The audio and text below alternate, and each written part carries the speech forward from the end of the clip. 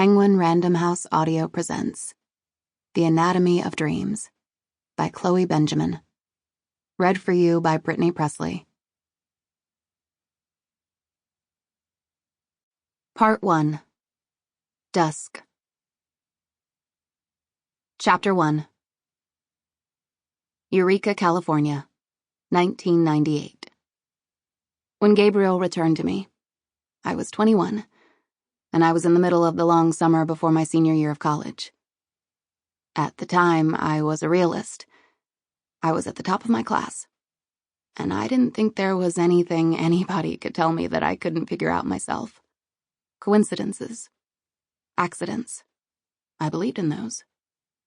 But it took such effort to unfold other possibilities. That meant opening myself like a paper fan, the ridges flattening to reveal parallel worlds. My first clear memory of Gabe is from our junior year of high school, though I was aware of him before that. You knew everybody at boarding school, especially one as small as Mills. He was part of a rowdy group of boys who were always getting into trouble. Not pranks or fighting. They were just too investigative for their own good, regularly uncovering some conspiracy. What was actually in the cafeteria meat hash, or what Mr. Keller, the headmaster, was growing in the garden behind his house. I didn't pay Gabe much attention those first few years. I was preoccupied with my courses, especially English. The hard sciences came easily to me, but I couldn't think in metaphors. Maybe that's why I was annoyed by Gabe and his friends, for whom one thing always stood in for another.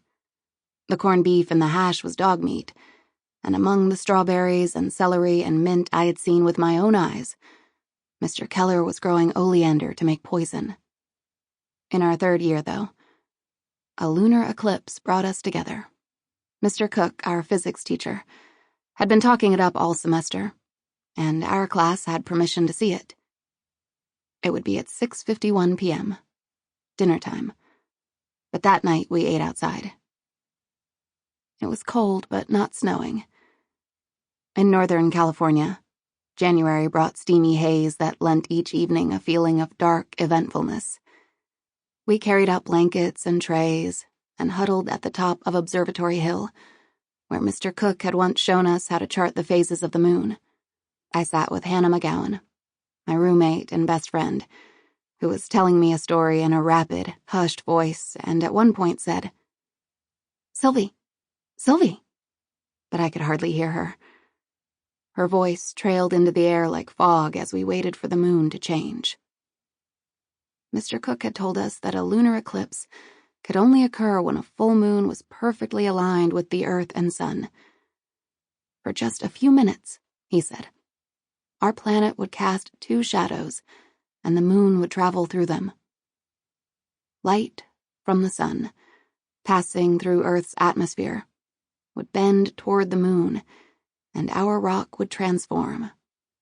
Dyed by the planet's sunrises and sunsets, the beginnings of days and the ends of them, she would turn red.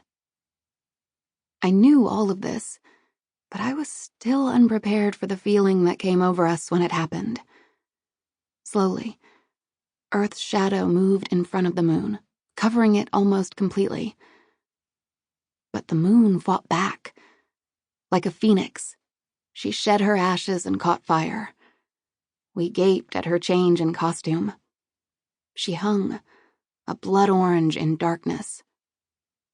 The trees and the sky and even the hill vanished, and we had only each other. And then, of course, it was over. The moon faded back to gray, and we all laughed in a jittery, scattered way, as if shaking off the remains of a fear. By 9 o'clock, small groups had formed and left the hill. I stayed, along with a few others. Gabe was one of them. As we started to talk, he asked, "Who wants to see something I found?" There was something bold and vulnerable about him, standing on top of a rock to the left of the group. We looked at him with mild interest and amusement, the deluded but well-loved member of our small town. He was no taller than 5 feet 6 inches and slender then, though he became stockier as he got older.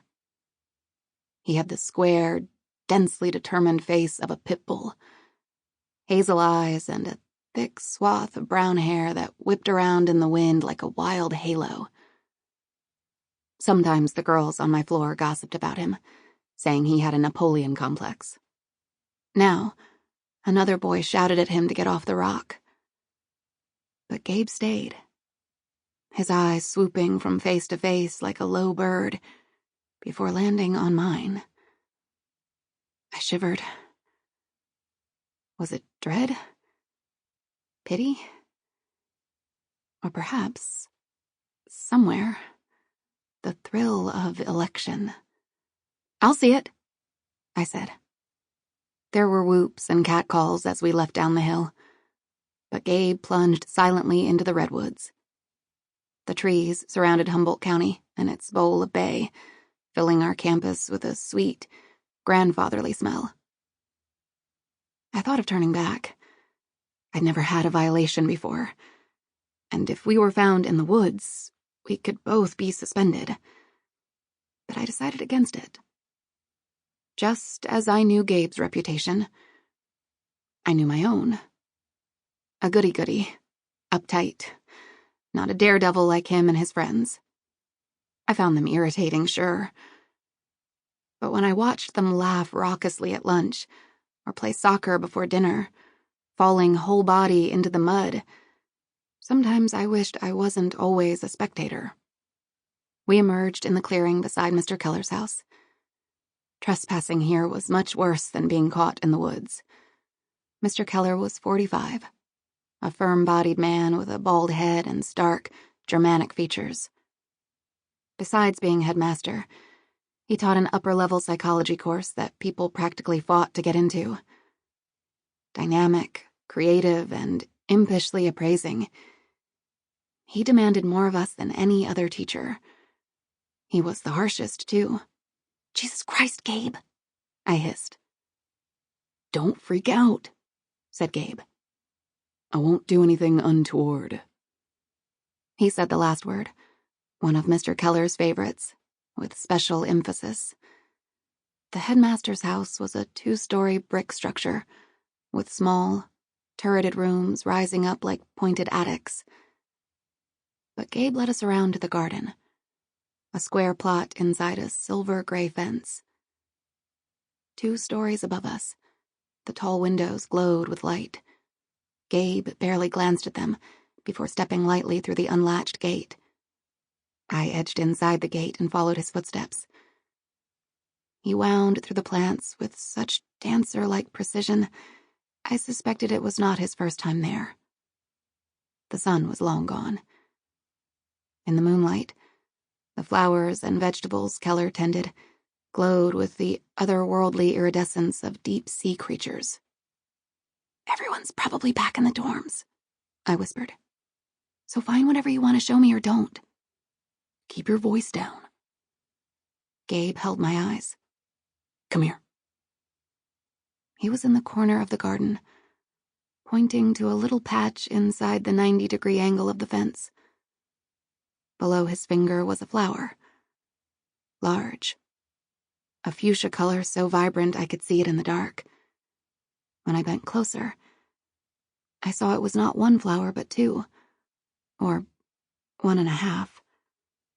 The flower had 2 faces, rimmed with slender pink petals, which shared the same central disc and the same stem. What was notable about the disc, that saturated, mustard-colored eye, was that it looked like the infinity symbol, as if someone had pinched the middle. I touched it, and when I pulled away, there was fine gold dust on my fingers. "This is what you wanted to show me?" I asked. Gabe's eyes shone, 2 small moons. "This is what we're breaking curfew for? We're trespassing on Mr. Keller's property. Do you realize we could be suspended?" Gabe clamped his jaw shut. His eyes flitted across my face the way they had. Sample complete. Ready to continue?